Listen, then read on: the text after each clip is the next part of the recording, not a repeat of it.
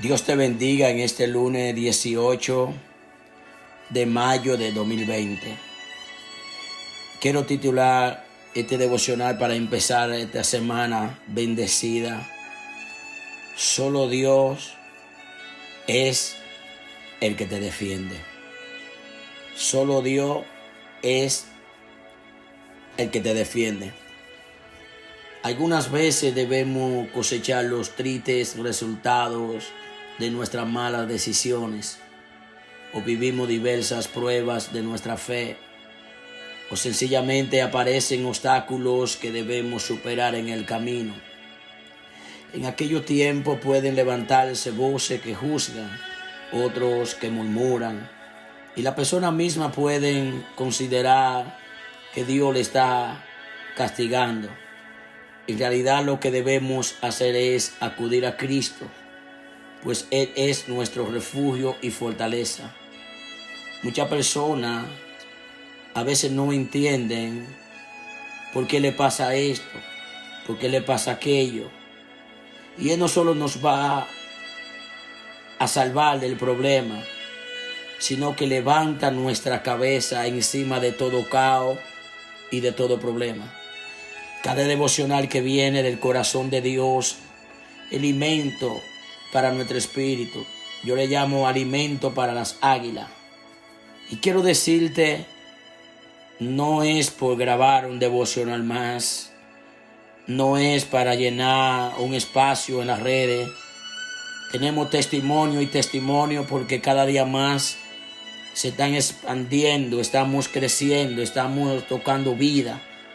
El concepto, el objetivo de nosotros es llevar el evangelio, usar esta herramienta para llegar a la faz de la tierra, al mundo entero. Dios es el que te defiende. Y es fundamental adorar a Dios en todo tiempo. Muchas veces, cuando llegan la crisis, llegan decepciones, llegan tempestad que golpean nuestra barca, no queremos buscar a Dios. Nos desanimamos. Es normal que todo eso llegue. Y hay una palabra que el salmista escribe en el Salmo 3, verso 1 y 2. Yo quiero que vayamos a esa escritura, los que están en casa, levantándose a esta madrugada, 6 de la mañana. Oh Jehová, cuando se han multiplicado mis adversarios, muchos son los que se levantan contra mí, muchos son los que dicen de mí, no hay para él salvación en Dios. Estas palabras son poderosas. El salmista siempre venía donde Dios. Eso es lo bueno que tiene un corazón. Cuando entendemos que no podemos solo, que los obstáculos, que las persecuciones a veces nos hacen desfallecer, nos cansamos. Y el rey David vivía tiempos de persecución y oposición. De hecho, nos dice la Biblia que sus enemigos se habían multiplicado, lo acabamos de leer. Y muchos otros pensaban que Dios lo había abandonado. El caso de Job. Los amigos de Job se equivocaron. Pensaban que Job había pecado. Muchas veces, cuando llegan desiertos y pruebas a nuestra vida, no es que hemos pecado, no es que Dios nos ha abandonado. Es que muchas veces para formar cosas, nuestras actitudes, nuestro carácter, y cuando Dios nos va a entregar cosas mayores, a veces el enemigo viene detrás de nosotros, persecuciones, lo que le pasó a Job, lo que le pasaba a David. Y David abandona la ciudad de Jerusalén, deja atrás su trono y se dirige al monte de los olivos y subió llorando a la cumbre. Y allí llegó para adorar a Dios.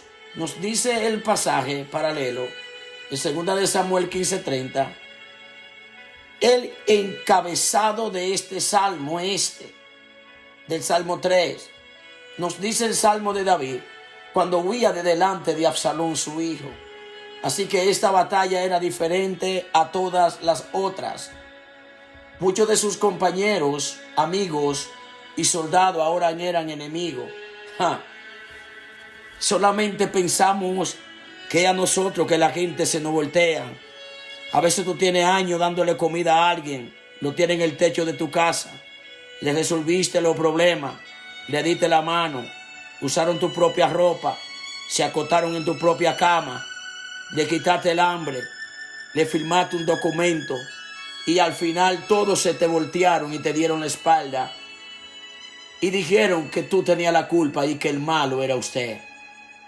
Así que esta batalla era diferente a toda la batalla de David, porque todo el mundo se la habían volteado, el hijo se la había volteado, los soldados se la había volteado, su propia sangre.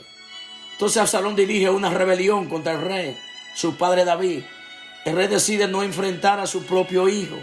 Imagínense que usted se encuentre que su propio hijo es su enemigo. Nos ponemos la ropa de David, los zapatos de David, y es tremendo lo que el rey está pasando y decide evitar un derramamiento de sangre en Jerusalén. David decide dejar esta batalla en manos de Dios. Por tanto, será el Señor mismo quien decida quién se sentará en el trono. Cuando leemos cada salmo, cuando leemos primera de Samuel, segunda de Samuel, encontramos un rey abatido, un hombre de carne y hueso, como nosotros mismos, líderes, pastores. Aún usted que está escuchando esta palabra, que no está ejerciendo un cargo todavía, pero que pertenece al rebaño del rey. Y qué bonito es cuando es Dios que decide qué es lo que va a pasar con nuestra propia vida. Muchas veces los golpes lo encontramos que son malos, pero son buenos. Muchas veces la crisis no queremos pasar, los desiertos tampoco, lo queremos evitar. Pero si hay algo que forma el corazón de un hombre, cuando digo hombre digo mujer, son los desiertos, la crisis, la tempestad, las persecuciones, la gente que te traicionan, que te dan la espalda. Y es muy interesante que estos dos versículos terminen con la notación Selah. Esta palabra es usada con frecuencia en los salmos. Probablemente es un signo cultico musical. Para algunos, Selah significa levantar y adorar, haciendo referencia al volumen de los instrumentos, o levantar los ojos o brazos al cielo en adoración. Era entonces un momento de adoración especial y precisamente el rey David decide adorar. Él decide confiar en la soberanía y el poder y la bondad del Señor.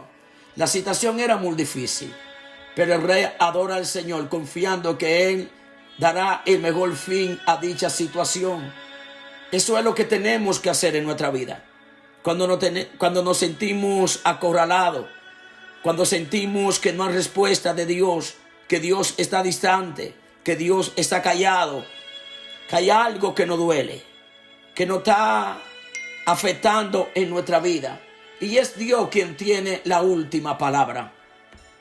Quiero decirte, empezando este lunes, aún en medio de la crisis, debemos levantar nuestra adoración a Dios. Esto es una evidencia de nuestra confianza en Él. La adoración al Señor nos permite concentrarnos en su grandeza y no en el tamaño del problema. Siempre lo digo, lo repito y lo diré. Dios es más grande que todo obstáculo. Dios es más grande que todo problema. No importa el tamaño del problema. No importa el tamaño de las olas que sean gigantescas que vengan en tu contra. Se puede voltear el mundo entero en tu contra y Dios es más grande que todo lo que viene en tu contra. Y Dios se ocupa de aquellas situaciones en las que no podemos hacer ya nada, mas Él hará lo mejor. Recuerda esta palabra de parte del trono de la gracia.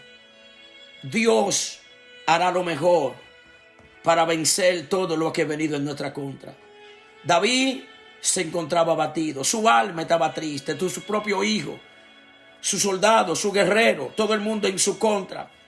Muchos de nosotros hemos pasado temporada, tiempo y día que todo viene en nuestra contra, pero quiero decirte y termino con esta palabra de Dios: nada de lo que venga en tu contra ni de lo que tú estás viviendo es más grande que el Dios que tú le sirves.